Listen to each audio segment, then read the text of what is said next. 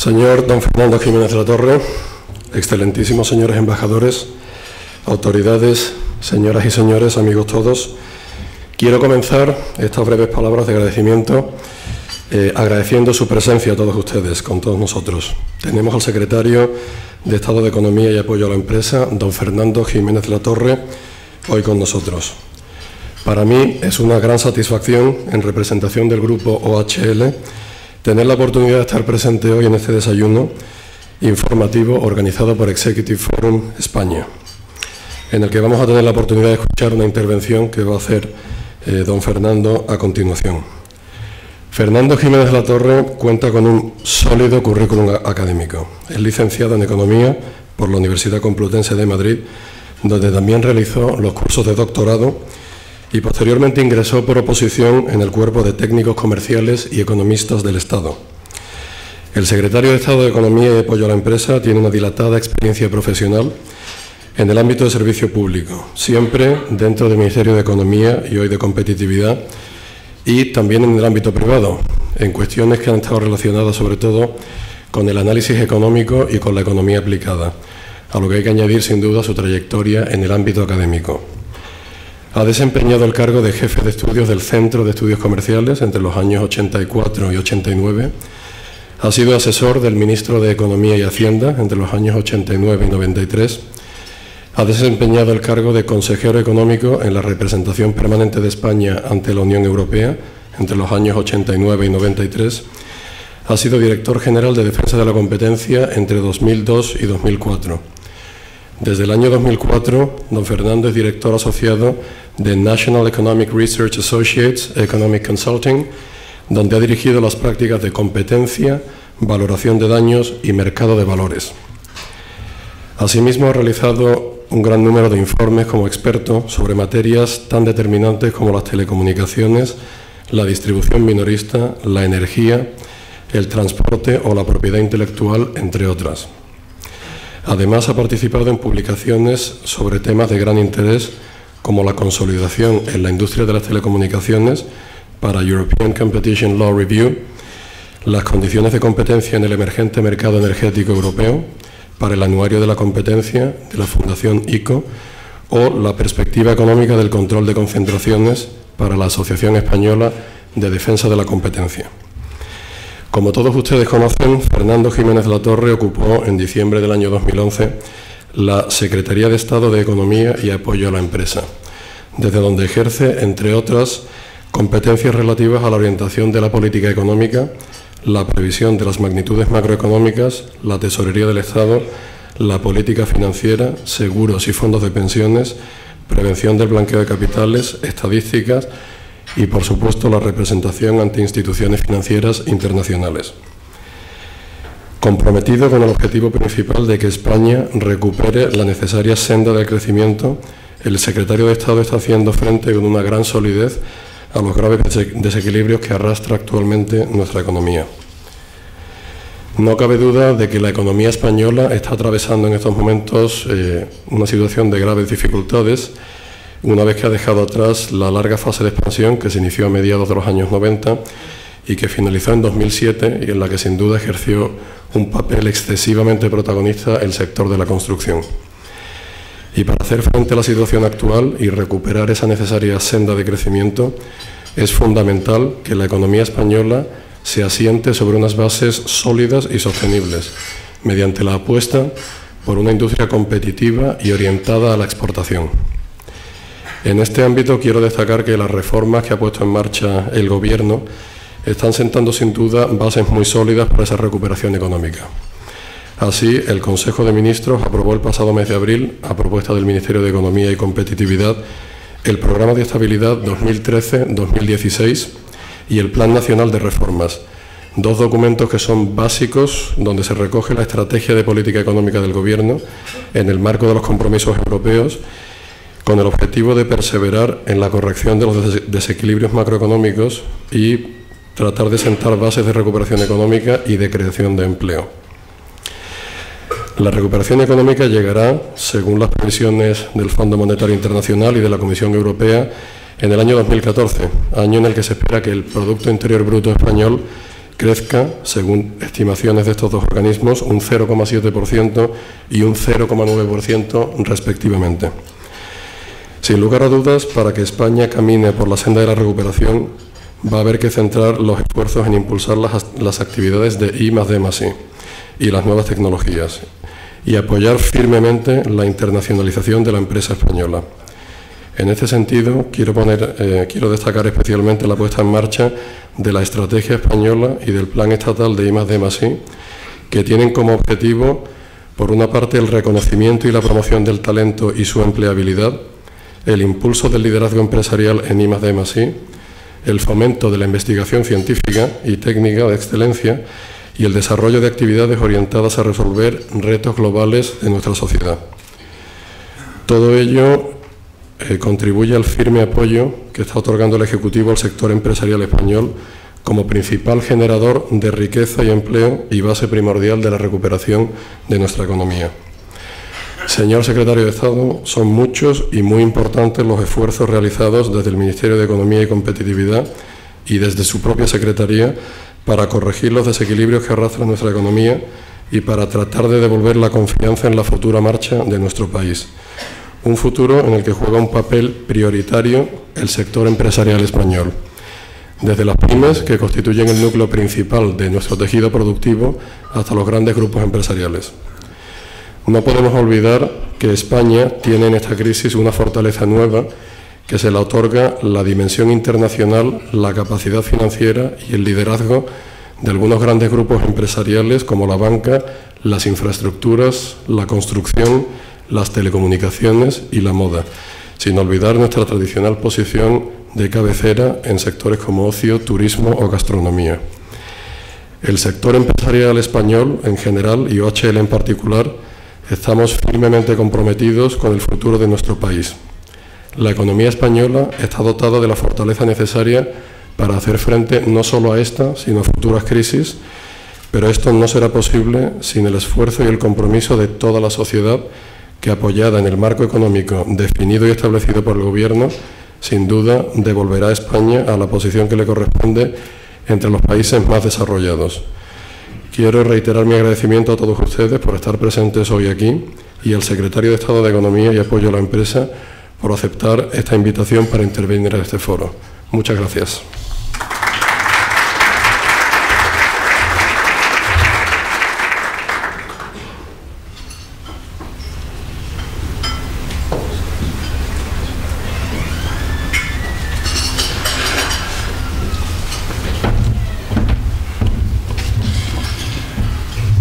Secretario de Estado, Secretario de Estado de Cooperación, Secretaria de Estado de Investigación y Desarrollo, Secretaria de Estado de Presupuestos, Consejero de Transporte de la Comunidad de Madrid, Director General Corporativo de OHL, Director General Económico y Financiero de OHL, señoras, señores, amigos.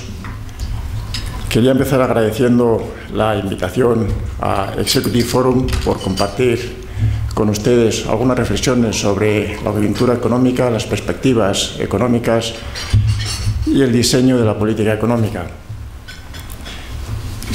Y quisiera agradecer también a la asistencia de todos ustedes y el éxito por esta convocatoria de tan distinguida audiencia. El objeto de mi presentación es simplemente identificar de dónde venimos, dónde estamos y hacia dónde vamos en la política económica y en las variables macroeconómicas. ¿De dónde venimos? Venimos de unos niveles de desequilibrio excesivos, tanto en lo que se refiere a deuda pública, competitividad, deuda externa, deuda privada. Y en el momento actual estamos en un proceso de corrección de estos desequilibrios. Yo esa es como definiría la situación y los avances alcanzados en el año pasado, avances importantes en la corrección de estos desequilibrios que eran necesario corregir. Por una parte, se ha corregido el déficit público en un contexto de recesión económica, se ha bajado el déficit público en 2 puntos del PIB, en un contexto de caída del PIB de 1,4, lo que supone un esfuerzo extraordinario de consolidación de en torno a 5 puntos del PIB. También se ha producido un ajuste importante del endeudamiento privado.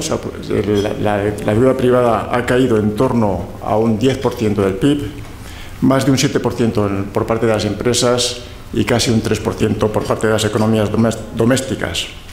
El nivel de endeudamiento privado sigue siendo elevado, estamos en este momento en torno a un 210% del PIB, lo que indica también la magnitud del problema que tenemos delante, pero no obstante, no es tan importante el nivel como la tendencia y estamos, por tanto, en un proceso de corrección de ese elevado endeudamiento privado. También se ha producido una importante corrección del desequilibrio externo. Las necesidades de financiación de nuestras cuentas externas se limitaron el año pasado al 0,2% del PIB. El déficit de la cuenta corriente se redujo al 1,1% del PIB, lo que contrasta con el fuerte desequilibrio externo del que partíamos en 2008, con un déficit de la cuenta corriente y unas necesidades de financiación en torno al 10% del PIB. Igual que entonces aquel desequilibrio era un indicador adelantado de la insostenibilidad de aquel patrón de crecimiento, la corrección de este desequilibrio es un indicador adelantado de la próxima recuperación y de la obtención de las bases para esa recuperación. Las exportaciones han tenido un comportamiento positivo en un contexto en el que los mercados donde mayor integración tenemos han tenido estaban en una situación de recesión.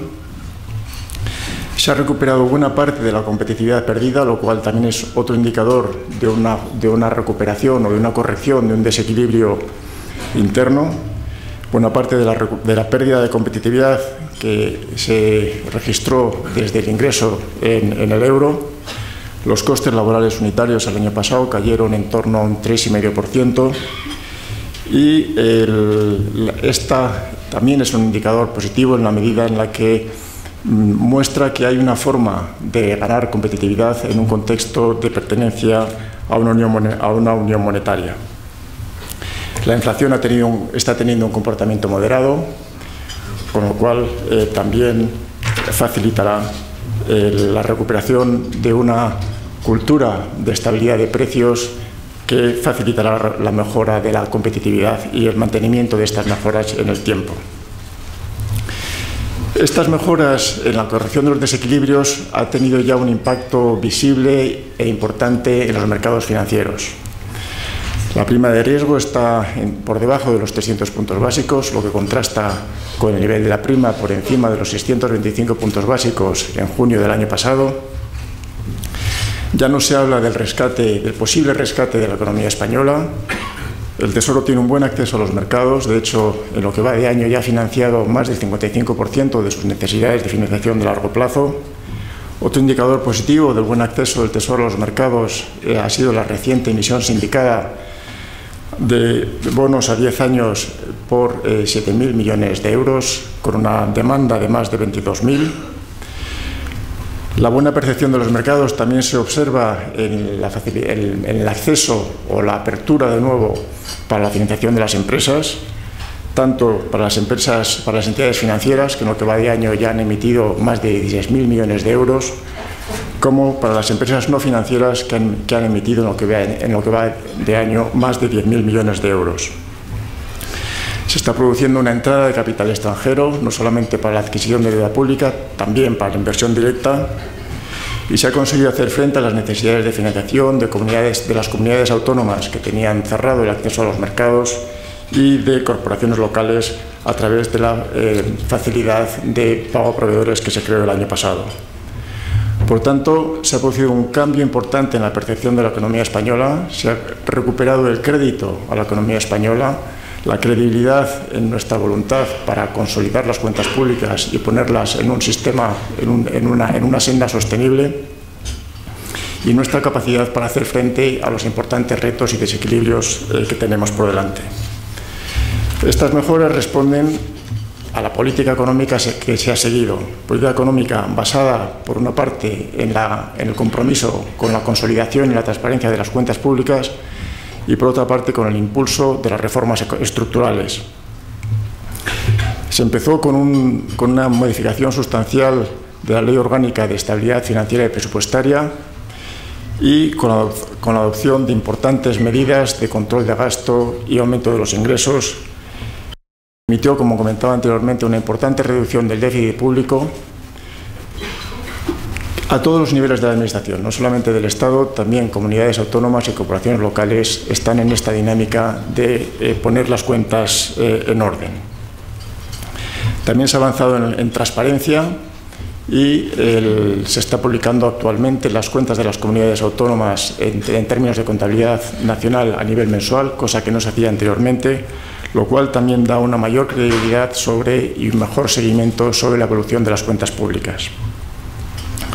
Se hizo un importante impulso en reformas estructurales, se procedió a una reforma del mercado de trabajo que trató de eliminar los problemas estructurales y las rigideces que venían arrastrándose desde hacía décadas, incidiéndose en ámbitos como la negociación colectiva, la contratación y las políticas activas de empleo. También se procedió a una reforma importante del sistema financiero, disipándose las dudas sobre la solidez de sus balances, haciéndose un ejercicio de transparencia como no se había hecho hasta entonces y tampoco como el que no se había hecho en otras jurisdicciones.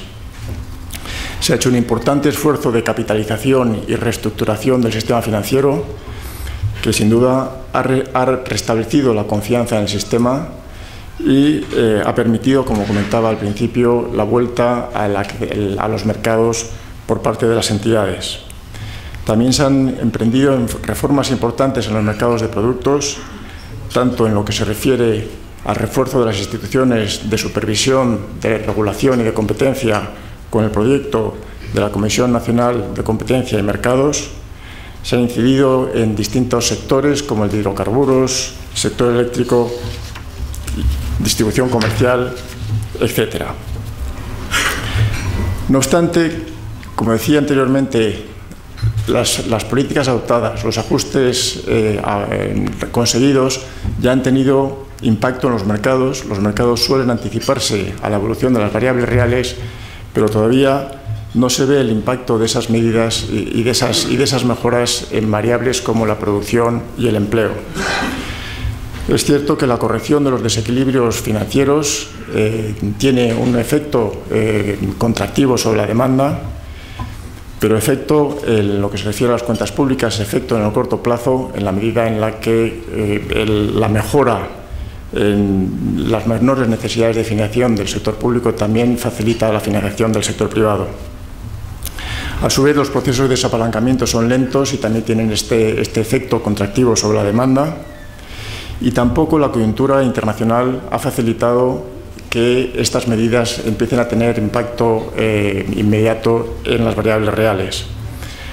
La zona euro, con la que estamos más estrechamente integrados, recayó en recesión. El año pasado cayó el PIB un 0,6% y, por tanto, eso tampoco hace la recuperación más fácil. No obstante, estamos en la senda correcta. Se adoptó una política del esfuerzo más importante en el primer momento. Entendemos que los efectos contractivos de esta importante corrección de las cuentas públicas se produjeron ya el año pasado. Creemos que lo peor en lo que a las cifras de producción y destrucción de empleo, caída de la producción y destrucción de empleo, las hemos dejado atrás.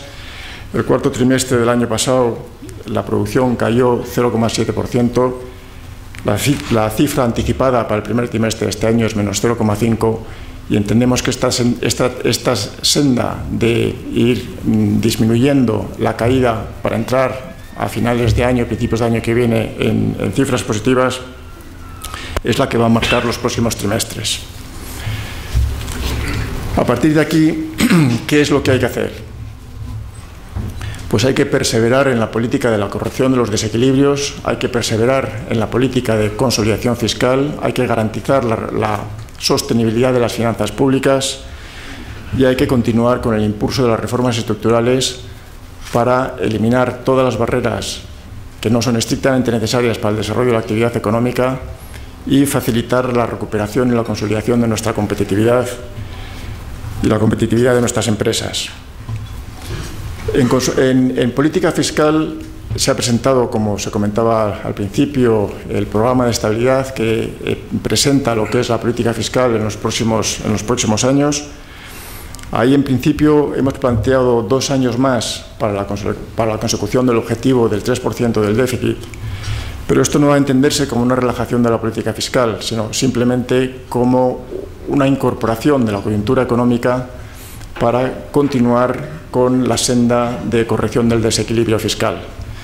Es decir, en términos estructurales, teniendo en cuenta la situación del ciclo, el esfuerzo estructural sigue siendo el mismo y, por tanto, nuestro compromiso con poner las cuentas públicas en orden es absoluto. Igualmente hay que continuar con el impulso de las reformas estructurales. Aunque es cierto que las reformas estructurales no tienen un impacto en el corto plazo sobre las variables reales, sí sientan las bases para que tan pronto se inicie la recuperación, esta sea sostenible y sea de mayor intensidad. Entre las reformas estructurales que están en este momento en la agenda, destacaría la siguiente. Por una parte, la creación de la Autoridad de Responsabilidad Fiscal Independiente. Esto, sin duda, es un avance institucional en el refuerzo del rigor de las cuentas públicas, en el refuerzo del diseño de los presupuestos de todas las administraciones públicas y en el seguimiento del cumplimiento de los objetivos para todos los niveles de las administraciones, incluyendo a comunidades autónomas y corporaciones locales. Se está avanzando también en el factor de sostenibilidad. Es preciso poner las pensiones en una senda sostenible, teniendo en cuenta la evolución de la estructura de la población, y pronto tendremos los resultados del grupo de trabajo que está analizando este factor de sostenibilidad, que se llevarán a la mesa del Pacto de Toledo para su discusión y la ulterior adopción de las medidas legales que sean necesarias para garantizar la sostenibilidad de las pensiones. Igualmente, se está dando un impulso a todas las iniciativas que tratan de disminuir las barreras administrativas que no sean estrictamente necesarias para el desarrollo de la actividad económica, para el espíritu empresarial y el desarrollo de la iniciativa privada. Pronto se aprobará una ley de emprendedores que trata de facilitar la creación de empresas, trata de limitar la responsabilidad del empresario y facilitar la segunda oportunidad, además de introducir incentivos fiscales y financieros para el desarrollo de la actividad. Se seguirá discutiendo en la creación de la unidad de mercado, en lo que trata de establecerse un principio de reconocimiento mutuo en las autorizaciones de todas las administraciones, de todos los niveles de la administración, y un ejercicio de revisión constante de la regulación a todos los niveles de la administración. Pronto se aprobará la ley que crea la nueva institución de competencia y mercados, que trata de reforzar todas las instituciones, tanto de competencia como de regulación en sectores de red, como telecomunicaciones, energía y otros sectores. Igualmente se ha prestado una especial atención a temas de gobierno corporativo y se ha creado una comisión de expertos para analizar efectivamente las reglas de buen gobierno en las empresas y con el objeto de prestar atención no solamente a las empresas cotizadas, también a las empresas no cotizadas, y facilitar la máxima transparencia en las cuentas de las empresas y el máximo control por parte de los órganos de la empresa sobre las actuaciones, remuneraciones, etcétera, de los directivos de la empresa. Se está avanzando también en facilitar la financiación a las pequeñas y medianas empresas.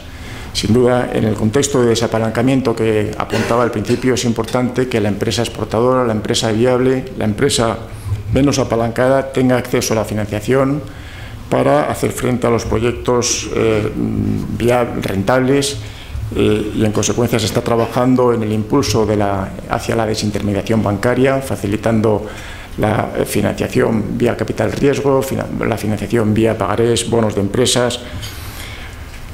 aparte de también el continuar con los esfuerzos para que el crédito siga llegando a las empresas.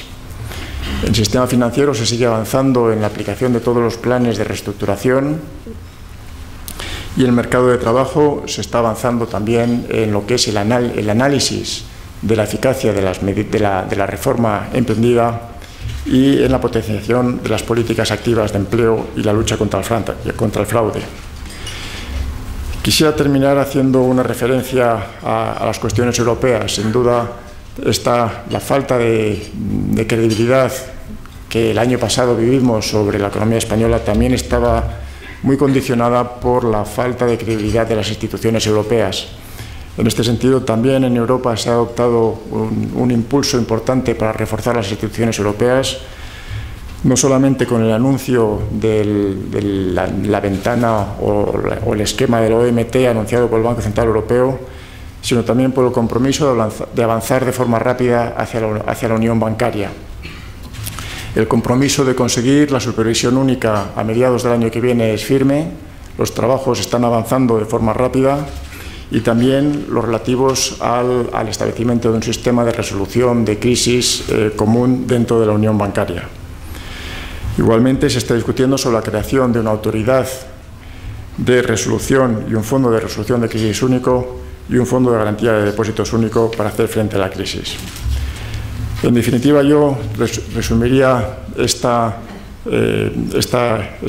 intervención diciendo que hemos avanzado de forma importante en la corrección de los desequilibrios, que la magnitud de los desequilibrios que tenemos delante es importante y requiere un esfuerzo muy significativo, que no obstante estamos en la buena dirección.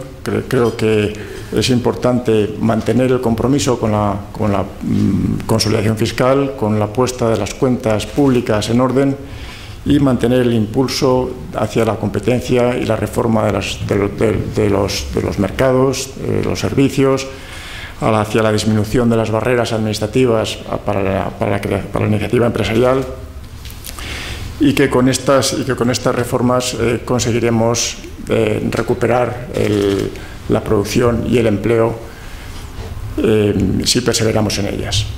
Y a partir de aquí pues ya me pongo a su disposición para resolver sus preguntas.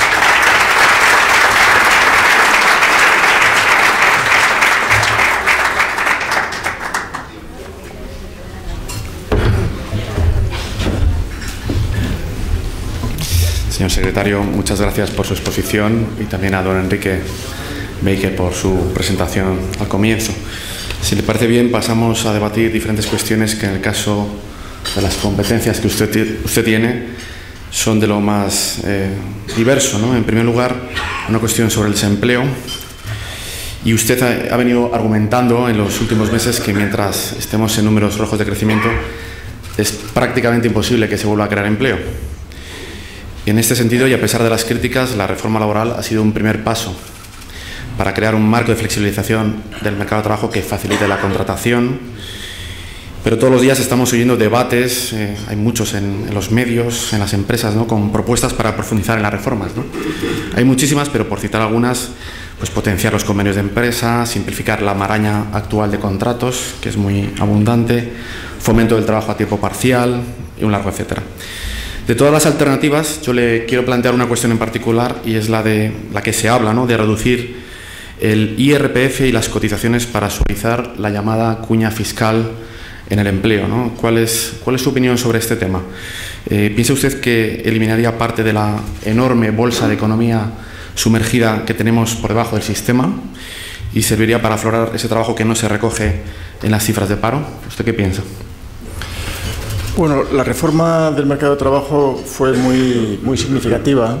En este momento lo que se está viendo es la eficacia de esa reforma y también estamos en un contexto de importante consolidación fiscal. Como comentaba al principio, es prioritario poner las cuentas públicas en orden y en este sentido pues destacar, por ejemplo, que todavía no hemos conseguido alcanzar un superávit primario y en consecuencia es importante el continuar con la consolidación fiscal.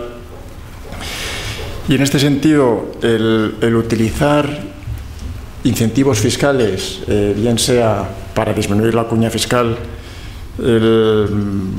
como el que comentaba con el IRPF, habrá de esperarse, a la medida en la que con la recuperación económica y los mayores ingresos que se obtengan derivados de esa recuperación, digamos, no apremie tanto la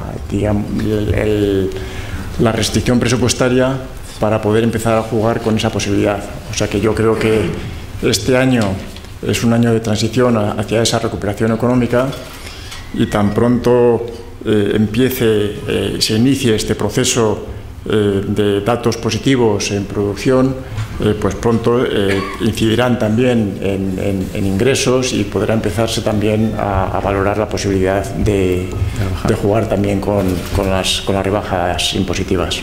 Muy bien. Mercedes Domènech, de La Sexta, le pregunta: hoy regresan a España los inspectores de la Troika. ¿Cree que van a poner algún pero a las medidas adoptadas en España, por ejemplo, el decreto andaluz de expropiación? Efectivamente, ahora se inicia la visita del Fondo Monetario, Comisión Europea, Banco Central Europeo, en el seguimiento del cumplimiento del memorándum, de las condiciones del memorándum de entendimiento. Creemos que ya se ha cumplido en la práctica totalidad todas las condiciones. Entiendo que prestarán una especial atención a la ley de cajas, que está en este momento en el informe del Consejo de Estado. Entiendo que prestarán especial atención también a todo el cumplimiento de los planes de conversiones de híbridos, arbitrajes, y por supuesto la pregunta que me hacía del Real Decreto Ley andaluz, pues entiendo que también será objeto de análisis. La Comisión nos ha pedido informes sobre el impacto de esta medida. Estamos analizándolo, y efectivamente se trata de una medida que tiene una incidencia material en el sistema financiero, y en consecuencia pues la Comisión se interesará y previsiblemente se pronunciará sobre ello. Muy bien. Esta misma periodista le pregunta si usted considera que los bancos españoles necesitan más recapitalización. Bueno, el proceso de capitalización que se hizo el año pasado se hizo con un escenario muy estresado. Se preveía una recesión de 3 años con una caída del PIB acumulada del 6%. Y en consecuencia, aunque es cierto que la situación económica se ha deteriorado, yo creo que todavía estamos en una situación distinta del escenario estresado de Oliver Wyman. Por otra parte, algunas de las variables que se utilizaron en el escenario estresado también eran bastante más pesimistas de la realidad, variables que por otra parte también hacen que donde el sistema es más sensible, como por ejemplo los tipos de interés. Ahí estamos sensiblemente en una situación mucho más próxima al escenario base y no al escenario estresado de Oliver Wyman. Con lo cual, yo creo que en este momento los bancos han hecho un ejercicio de capitalización importante. Ahora se inicia con todo el proceso de unión bancaria un análisis a nivel europeo de cuál es la salud de los sistemas financieros de Europa. Esto nos va a permitir ponernos en una situación comparada. El año pasado hicimos el ejercicio de forma aislada en un escenario muy severo, y nos va a permitir también, por tanto, ver en qué situación relativa estamos. Yo creo que es cierto que la situación económica se ha deteriorado, y esto repercute en la morosidad y en la salud de los bancos, pero la capitalización fue importante, y yo creo que con las medidas que se están tomando para refinanciaciones, transparencia, estamos hablando de necesidades todavía por determinarse, y en todo caso manejables y asumibles por el sistema. Esta pregunta es casi un brindis al sol la que le voy a hacer, pero teniendo en cuenta el potente efecto que tiene sobre el crecimiento del PIB, y sobre el déficit, y sabiendo que una rebaja de casi 100 puntos de la prima de riesgo puede adelantar en un año la consecución del objetivo de déficit, ¿usted se atreve a hacer un augurio sobre la evolución de la prima de riesgo en los próximos 12 meses? Bueno, yo creo que la prima de riesgo todavía está por encima de los niveles fundamentales de la economía española. No tiene mucho sentido que haya un diferencial todavía tan importante entre España y otros países europeos y creo, por tanto, que efectivamente todavía queda camino a la baja por recorrer. Entonces, yo diría que esta senda de bajada de los tipos debería mantenerse con todas las cautelas de las dificultades de la previsión, porque los mercados pues, son muy sensibles a toda la información y, en consecuencia, pues estas previsiones pues tienen sus complejidades. En el caso de que los indicadores retardados que usted decía antes empiecen a aparecer pues, a finales de año, ¿estimaría que eso tendría un impacto positivo? Sí, efectivamente, yo creo que los mercados inicialmente eran muy sensibles a las cuentas públicas, a la sostenibilidad de las cuentas públicas, pero también lo son a la capacidad de crecimiento de la economía, y entonces es una variable que incidirá positivamente también en la recuperación de la confianza y en el crédito de la economía. Sí. Con el anteproyecto de la nueva ley de cajas que usted ha comentado y que presentó el ministro hace unos días en el Consejo de Estado, se marcan con claridad las limitaciones a las comunidades autónomas y además obliga a las cajas a vender, a desinvertir fuera de sus propias regiones de origen. El cambio, la mutación deberá ser tan profunda que mucha gente, no pocos, dudan de que los gobiernos de las comunidades autónomas vayan a aceptar esa pérdida de poder sin buscar fórmulas que neutralicen lo que termine por ser aprobado en el Parlamento español. Es normal que se piense esto. ¿Usted qué opina al respecto? ¿Existe la posibilidad de que se produzcan duplicidades legislativas que neutralicen y que vacíen de contenido la futura ley estatal? No creo.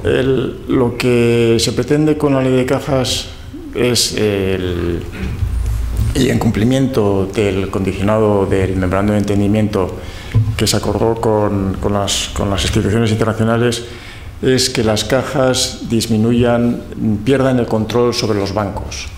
Entonces ahí se introduce una serie de incentivos para que la participación que tienen los bancos vaya disminuyendo, y luego también se refuerzan los mecanismos de gestión para evitar garantizar la buena gestión de los bancos y la incompatibilidad de presencia en los órganos conjuntos de administración de los bancos y las cajas. Lo que son las cajas tradicionales, que habrán de volver al modelo original de vocación regional, en esa situación están actualmente muy pocas cajas, pues yo creo que son únicamente 2. Con lo cual, digamos, la implicación más importante de la propuesta legal son los incentivos que se dan a las cajas para que pierdan su participación de control en los bancos. Esto afecta a algunas entidades grandes y bueno, no se impone un plazo de desinversión, hay incentivos, y entonces pues las propias cajas tendrán que ver cómo y en qué plazos van disminuyendo esa participación de control. Muy bien. También de cajas, Joan Faus, del diario Ara, le pregunta si usted se muestra partidario de no apurar el plazo de 5 años y vender lo antes posible las nacionalidades Catalunya Bank y Nova Galicia para evitar que pierdan valor con el paso del tiempo y, por tanto, cada vez sea más difícil su venta. Bueno, como sucede con todas las enajenaciones, se trata de jugar con los tiempos de la mejor forma posible y recuperar el valor de la mejor forma posible para devolver al contribuyente la aportación que se ha hecho en la reestructuración y recapitalización de estas entidades. Aquí lo que hay, por tanto, es que hacer la mejor gestión posible en lo que es el cumplimiento de los planes de reestructuración que estas entidades tienen que realizar, aprovechar las sinergias al máximo en esos procesos de desinversiones para conseguir las mejores ofertas, Y en cuanto a los plazos, efectivamente, el momento idóneo, pues habrá que combinar el apetito del mercado, el buen momento del mercado, y mientras llega ese momento, pues tratar de garantizar, de preservar el valor de las entidades. O sea que es una gestión compleja y se habla de jugar pues con los plazos en cuanto al apetito comprador y el diseño de las mejores ofertas para hacer frente a ese apetito para venderlas de la mejor forma posible. Don Fernando, no le voy a preguntar si usted es un socialdemócrata, como dice el señor Montoro, que le acusan cada vez que anuncian una subida de impuestos, eso. Pero ahora, en serio, ¿usted cree que la mejora prevista por el ministro en 2014, con más crecimiento y una mayor amplitud de las bases impositivas, permitirá bajar los impuestos después de estos 2 años? Sí, yo creo que las previsiones se han hecho en un contexto muy conservador. Yo creo que se ha pretendido ganar confianza, ganar credibilidad, poniéndose en un contexto muy prudente, de forma que todas las noticias sean positivas, en lugar de ir con una proyección muy optimista y a partir de ahí empezar a perder credibilidad a los 2 meses con el incumplimiento de las previsiones. Se ha optado por un enfoque contrario, con lo cual, por ejemplo, en lo que a tipos de interés se refiere, ahí había una previsión de tipos de largo plazo sensiblemente por encima de los niveles que están en este momento. Todas las proyecciones son muy sensibles a los tipos. Lo mismo sucede con la economía europea. Yo creo que los datos avanzados del primer trimestre también indican que la caída en la recesión fue transitoria. El último trimestre del año pasado la eurozona cayó un 0,7 y para el primer trimestre de este año tan solo un 0,2, con lo cual la caída es transitoria. De forma que yo creo que, y esa era la idea, poder empezar a contar noticias positivas y favorables pues a lo largo de este año, y efectivamente con esas noticias favorables pues tener margen para poder compartir los dividendos de ese crecimiento, no solamente en la mejora de la condición de las cuentas públicas, sino también en la bajada de los impuestos. Muy bien.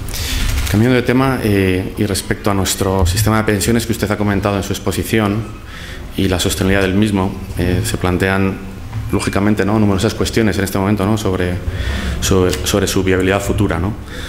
Hace unos días el propio Instituto de Estudios Fiscales, que depende del Ministerio de Hacienda, usted lo conoce, ¿no?, el think tank del Ministerio, plantea fuertes reducciones en las pensiones en el futuro si se aplica el factor de sostenibilidad que recoge la ley actual, ¿no?, del 2011, creo que es, si se tiene en cuenta la evolución del envejecimiento de la población y la evolución del mercado laboral. Quizá no sea una cuestión para arreglar ahora mismo, ¿no?, porque tenemos otras prioridades a corto plazo, pero la verdad es que no debe pasar mucho más tiempo, ¿no? No sé si usted está de acuerdo con eso, ¿no?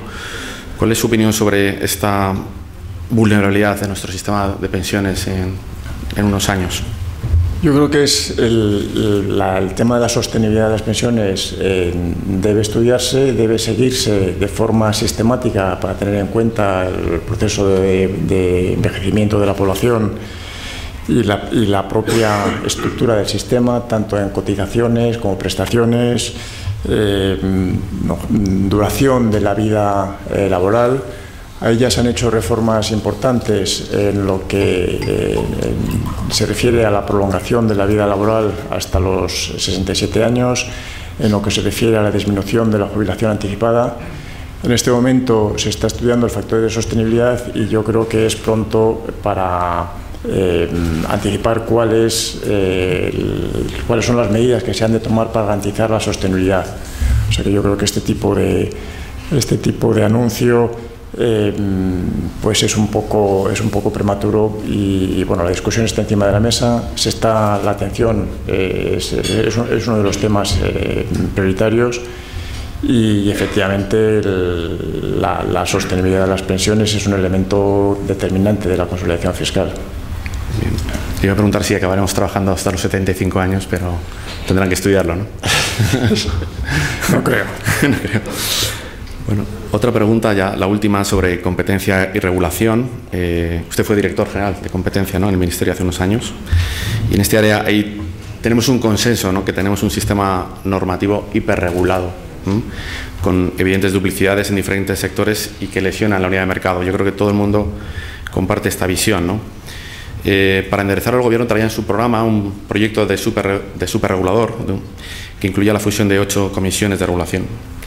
Desde Bruselas llegan voces, ¿no?, a través de la prensa y directamente con el Ministerio, de la comisaria de competencia, que ha mostrado en varias ocasiones su desacuerdo con este proyecto nuevo regulador por la excesiva dependencia de los ministerios. ¿Qué opina usted sobre esto?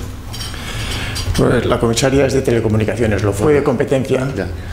Efectivamente, el objeto de la reforma es reforzar las instituciones de competencia y darle, aprovechar sinergias, disminuir la incertidumbre derivado de la existencia de distintas instituciones. La frontera entre lo que es regulación y competencia no siempre está clara, y la mejor forma de aprovechar estas sinergias y introducir certidumbre en esta intervención, que no deja de ser una intervención administrativa, entendíamos que era mediante la creación de este superregulador. Bruselas, efectivamente, en lo que es telecomunicaciones, le preocupaba la vuelta al ministerio de algunas competencias. Eso también se está discutiendo en la Ley de Telecomunicaciones. Nosotros hemos tratado de incorporar en la reforma todas las observaciones que nos ha hecho la Comisión Europea. Se está discutiendo la Ley de Telecomunicaciones para estos aspectos de si efectivamente algunas cuestiones deben devolver al Ministerio, deben de mantenerse en los reguladores, y esperamos llegar a una solución que sea satisfactoria para la Comisión. Muy bien. Señor Secretario de Estado, muchísimas gracias por su presencia en este foro. Esperamos que desde la sala de máquinas que usted maneja en el Ministerio empiecen a cumplirse los buenos augurios y podamos dejar esta etapa dura de la economía atrás. Me gustaría emplazarle para dentro de una temporada, unos meses, un año, y en ese momento estamos hablando de unas condiciones y un escenario mucho más optimista que el actual. Muchísimas gracias. Muchas gracias.